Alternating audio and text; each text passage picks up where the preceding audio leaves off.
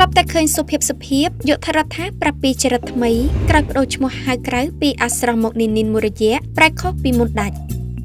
មហាជននិយមតាមដានជីវិតរបស់តារាចម្រៀងរៀមច្បងអ្នកនាងយុទ្ធរដ្ឋាច្បាស់ជាបានជ្រាបមកហើយនៅរឿងរ៉ាវឯកជនខ្លះៗរបស់អ្នកនាងជាពិសេសនោះពាក់ព័ន្ធនឹងការបដូរឈ្មោះក្រៅរបស់អ្នកនាងកាលពីពេលកន្លងមកក្នុងនោះដែរអ្នកគ្រប់គ្រងនឹងមិត្តភ័ក្តិរបស់អ្នកនាងយុទ្ធរដ្ឋាច្បាស់ជាបានជ្រាបហើយថាឈ្មោះហៅក្រៅរបស់អ្នកនាងតាំងពីកំណើតមកគឺអាស្រស់ប៉ុន្តែប្រហែលឆ្នាំមុនអ្នកនាងយុទ្ធរដ្ឋាក៏បានប្រកាសបដូរឈ្មោះហៅក្រៅនេះចេញនិងបានដាក់ឈ្មោះហៅក្រៅថ្មីសម្រាប់ខ្លួនឯងថានីនជាការពិតក្រោយបដូរឈ្មោះហៅក្រៅពីអាស្រស់ទៅជានីនវិញនោះអ្នកគ្រប់គ្រងក៏បានសង្កេតឃើញថាអ្នកនាងយុទ្ធរដ្ឋាហាក់កាន់តែរីកចម្រើនឡើងទៅតាមហុងស៊ុយមិនថាតែទីផ្សារការងារសិល្បៈប៉ុណ្ណោះទេសូម្បីតែរូបសម្រស់ក្រៅកាយគុណក៏កាន់តែស្រស់សោភាទៀតផងម្យ៉ាងវិញទៀតថ្មីនេះអ្នកនាងយុទ្ធរដ្ឋាបានបញ្ជាក់ពីអត្តចរិតថ្មីរបស់ខ្លួនក្រោយបដូរឈ្មោះថ្មីនៅលើគណនី Facebook ថា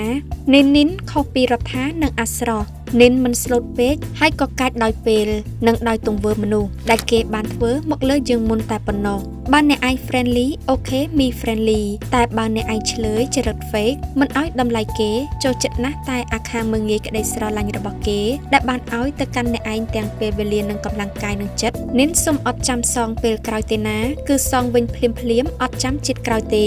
មនុស្សខ្ញុំមិនចូលចិត្តបោះបង់គេមុនទេមនុស្សយើងតែស្រួលដាក់គេស្រួលដាក់វិញហើយតែបើ fake ដាក់គេហើយគេសងវិញហើយកុំថាគេអាក្រក់ខ្ញុំនិយាយតែចំពោះមនុស្សខ្លះទេបងអូនដើម្បីឲ្យបានធូរចិត្តនឹងណាបងអូនព្រោះជួបច្រើនពេកទៅជាស៊ាំទៅហើយទោះជួបទៀតក៏មិនអីដែររឿងវែកបន្តិចហើយបងអូន